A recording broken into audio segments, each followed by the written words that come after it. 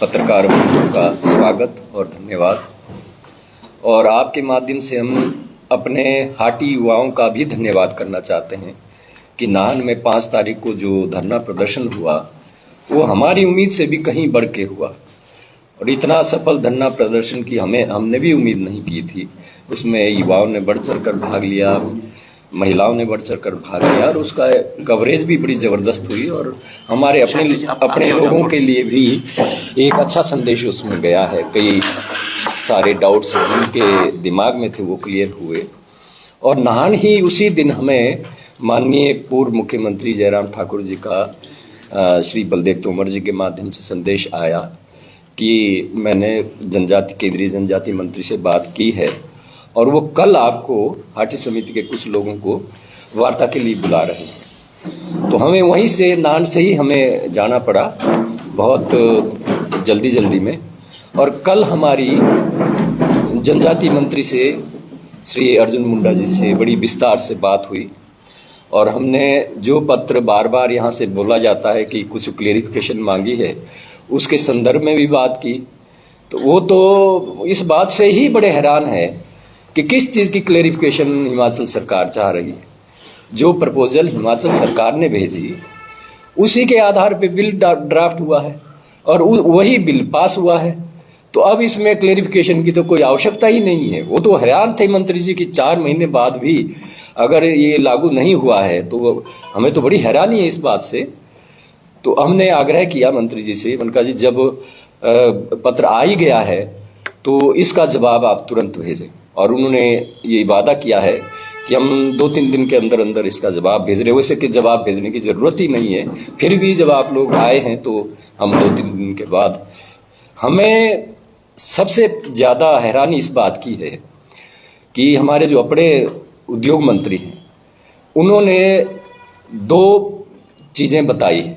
एक तो कि अनुसूचित जाति के बारे में स्पष्टता नहीं है, दूसरा कि ये बेस डेट नहीं है। तो वहाँ सचिव जो जनजाति है वो कह रहे थे कि ये दोनों बातें तो एक ही पत्र में भी पूछी जा सकती थी, फिर 2 पत्र भेजने की क्या ज़रूरत थी।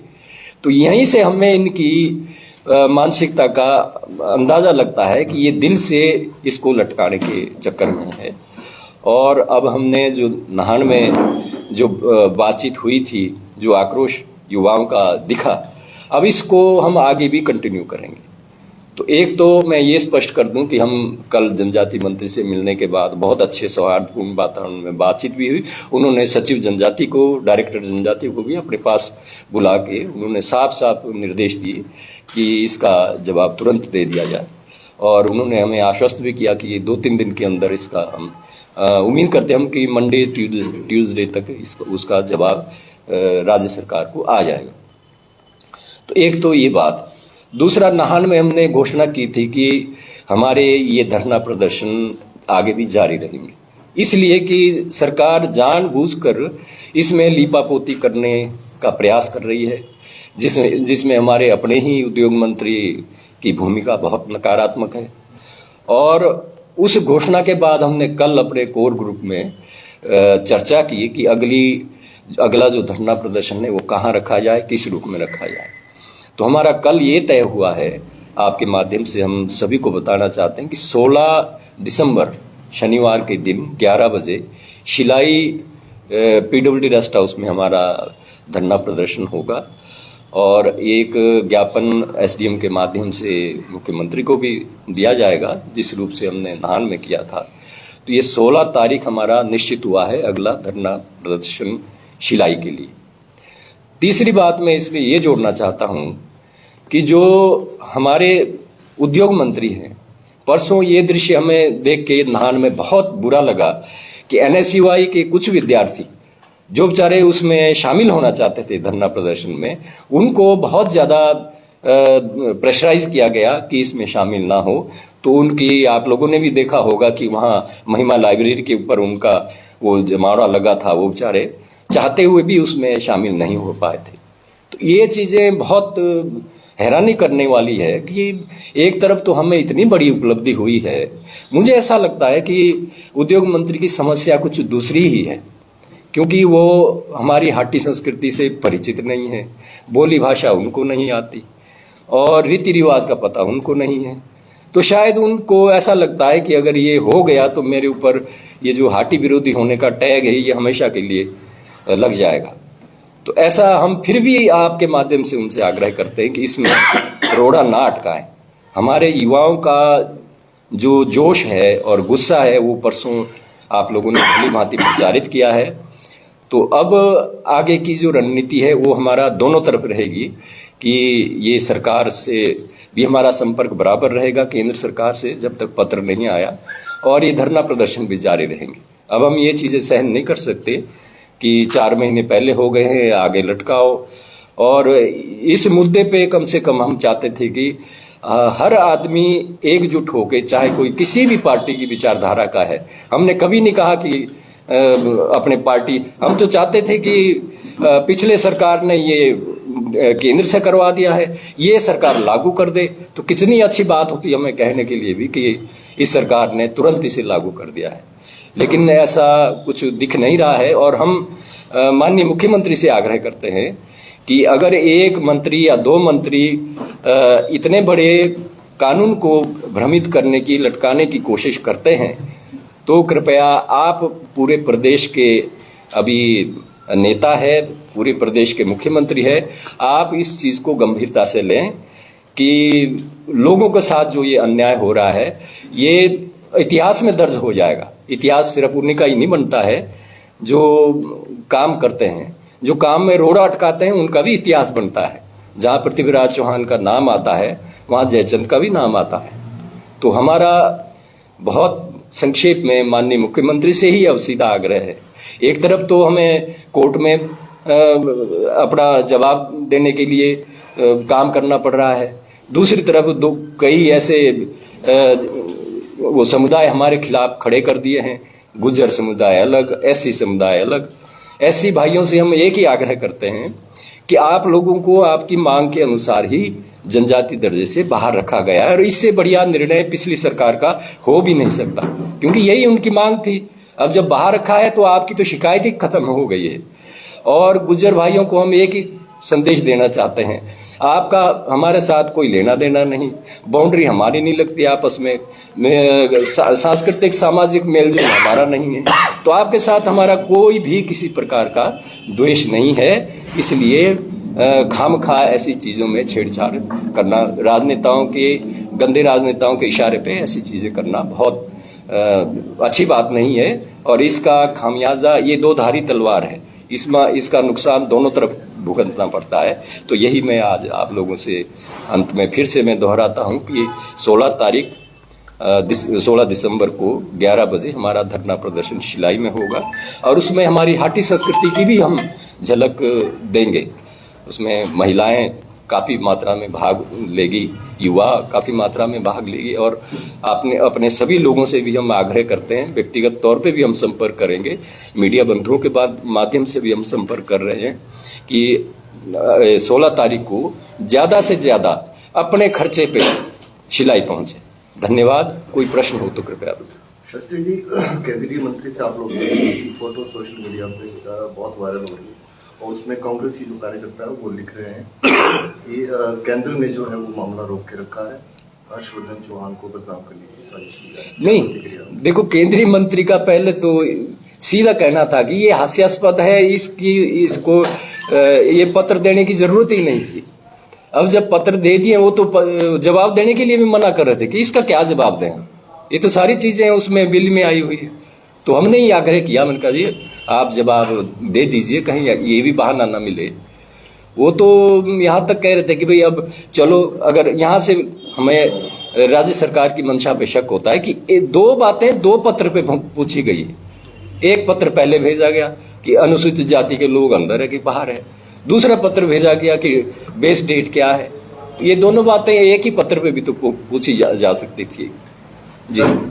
जैसे इस मुद्दे पे जो जातीय इशू थे कि एससी वाला या ओबीसी वाला, वो आपने काफी हद तक चलो अपने लेवल पे जो हो सकता तो करिए, लेकिन क्या हाटी समुदाय भी इस मामले में कांग्रेस हाटी बीजेपी हाटी जैसा हो गया या? हमारे तरफ से तो कुछ है नहीं, क्योंकि जो हमारी केंद्रीय हाटी समिति है, आगे फिर हमारे यूनिट्स बने हैं, उसमें सभी राजनीतिक विचारधारा के, सभी जातियों के पदाधिकारी उसमें शामिल हैं। हमारी तरफ से तो ऐसा कोई भी वर्गीकरण नहीं है, लेकिन उद्योग मंत्री इसमें भी कोशिश कर रहे हैं भ्रमित करने की हाटी कल्याण समिति। हम कहते हैं कि बनाइए आप हाटी समिति का कोई एक रजिस्टर्ड वो नहीं है कि भाई हमारे सिवाय कोई हाटी समिति ना बने, लेकिन अपने उद्देश्य को सही रखें। उद्देश्य ये हो कि भाई लागू हो ये, उसके बाद फिर कल्याणकारी योजनाएं जो आएगी ट्राइबल एरिया के लिए, ट्राइबल कम्युनिटी के लिए, उसको लागू करने में मदद करें। शास्त्री जी, बीते दिनों जब शिमला में बैठक के दौरान हंगामा हुआ तो उसके बाद पत्रकार वार्ता में हर्षवर्धन चौहान ने बहुत संगीन विवादास्पद बयान दिया है। कहा कि जो समिति के लोग हैं उसमें भी कई शरारती तत्व हैं। नहीं, देखो, जब कोई बैठक में भी ऐसी बात करेगा उकसाने वाली, तो युवाओं को गुस्सा तो आएगा ही। अब वहाँ उन्होंने एक स्टेक होल्डर अनुसूचित जाति संरक्षण समिति के बुलाए थे, उसके अध्यक्ष, तो उन्होंने 4-5 बार इस प्रकार की वहाँ बात की कि एट्रोसिटी एक्ट, फलाना एक्ट हमारा, नहीं तो हम धरना प्रदर्शन करेंगे, और सरकार उसमें चुपचाप सुन रही थी। तो इसी बात पे हमारे कुछ युवकों को गुस्सा भी आया और सरकार से भी मांग की कि भाई ये जब स्टेक होल्डर है ही नहीं, इसमें स्टेक होल्डर की बात ही क्या है। स्टेक होल्डर एक है सिर्फ हाटी समुदाय, जिसको जनजाति का अधिकार मिला है। कल को गुजरों को भी आप स्टेक होल्डर बना देंगे, या कोई दूसरा कम्युनिटी उठेगी उसको भी स्टेक होल्डर बना देंगे। तो ये बात थी उस दिन। नाहन के धरना प्रदर्शन के लिए गिरिपार के काफी युवाओं को रोकने की कोशिश की है, कुछ सूत्रों से पता चला है। तो क्या शिलाई में भी इस तरह का प्रयास कर सकते हैं? तो उसके लिए क्या रणनीति रहेगी राजपूतों की? बिल्कुल कर सकते हैं। इनकी मंशा पे हमें पहले से ही भी शक था, और अब तो और ज्यादा हो गया जब हमने नाहन का जो दृश्य देखा, वहाँ महिमा लाइब्रेरी के आसपास जो NSUI के जो बच्चे थे हमारे, जो शामिल होना चाहते थे, उनकी भावनाओं को हम भली भांति समझ रहे थे। लेकिन फिर भी हम आग्रह करेंगे कि कभी कभी जीवन में ऐसा अवसर आता है जिसमें हमें राजनीतिक क्षेत्रवाद, जातिवाद को किनारे रख के एक उद्देश्य के लिए एक साथ एक मंच पे आना पड़ेगा और एक विचार के साथ आवाज उठानी पड़ेगी। तो ये आग्रह हम जगह जगह अपने लोगों से भी करेंगे। और एक चीज और मैं बता दूं कि हम जो गिरिपार से संबंधित जितने भी, चाहे विधायक है, पूर्व विधायक है, मंत्री हैं, पूर्व मंत्री हैं, उनको सब इस प्रेस वार्ता के माध्यम से आमंत्रित करते हैं 16 दिसंबर में की होने वाली धरना प्रदर्शन के लिए। तो अगर उनमें उनकी भावनाएं सचमुच में ईमानदार है इस हाटी बिल को लागू करने में, तो वो कृपया उस धरना प्रदर्शन में शामिल हों और अपने विचार स्पष्ट करें। इलेक्शन में जो है ना, जब जो विधानसभा के हुए, मैंने भी कांग्रेस को वोट दी, कांग्रेस का प्रचार किया, हर्षवर्धन के लिए प्रचार किया। लेकिन जहां तक हाटी का मुद्दा है ना जी, इसे हम छोड़ सकते। हाटी का जो है ना, इस चीज से ऊपर उठ के, राजनीति से ऊपर उठ कर के मुद्दा है ये। इसमें अगर कोई ये कहे कि भी पार्टी है जो पार्टी लेवल से ऊपर उठ के जो है ना, इस पर जिस तरह से पार्टी के, जैसे कांग्रेस के कुछ लोगों ने जो है ना, कुछ एक बातें सामने भी आई है कि हाटी से वही हाटी का फायदा उसी को होगा जो एजुकेटेड होगा, उसके लिए पढ़ना पड़ेगा। इस तरह की भ्रांतियां भी आई है। ऐसा नहीं है कि युवाओं को किस तरह से बोला जा रहा है कि भाई आपका, अगर आपको पढ़ना पड़ेगा, हाटी हो भी जाएगा तो भी आपको पढ़ना तो पड़ेगा। नहीं, पढ़ना तो पड़ेगा। सर मेरी बात सुनो, पढ़ेंगे भी तो अगर हम ट्राइब हो गए ना जी, जो थोड़ा सा हमारे कुछ लोग ऐसे जो समृद्ध नहीं है, अगर उनके बच्चों को एजुकेशन में उनकी सेमेस्टर फीसें नहीं देनी पड़ेगी, वो तभी नहीं देनी पड़ेगी जब ट्राइब होंगे, तभी आगे पढ़ सकेंगे, तभी एग्जाम दे पाएंगे। अगर वो अच्छे इंस्टीट्यूशन में पढ़ नहीं सकते तो उनको कैसे बेनिफिट मिलेगा? कुछ है जो अक्षम में बेचारे पढ़ना चाहते बच्चे लायक है, लेकिन उनके पास पैसा नहीं है। अगर हम ट्राइब हो जाते हैं तो सरकार मदद करेगी, वो पढ़ लिख सकते हैं। और दूसरी चीज, बात नहीं बनी ना, मैं चौहान साहब की बात को और आगे बढ़ा दूं, इसमें सिर्फ नौकरियों का ही प्रावधान नहीं हमें देखना चाहिए। हमारी जनसंख्या, जो हम जनजाति में आएंगे, लगभग 63% हमारी जनसंख्या बनती है, तो 50% से ऊपर है। तो जब 50% से ऊपर है तो हमारा एरिया भी जनजाति होगा, और ट्राइबल सब प्लान में जो बजट आता है उससे विकास के काम भी होंगे, और उन विकास के काम में SC के भी काम होंगे और दूसरे लोगों के भी काम होंगे। तो इसमें बजट का जो प्रावधान आएगा विकास के लिए, और जौनसार बाबर हमारे पड़ोस में यहाँ आज से 40 साल पहले जब हम उनका देखते हैं तो एक बहुत पिछड़ापन उस एरिया में लगता था, लेकिन आज जौनसार बाबर में जाओ आप, ऐसी तो हमारी NH की सड़कें नहीं जैसे जौनसार बाबर में। धन्यवाद, बहुत बहुत धन्यवाद आप सभी।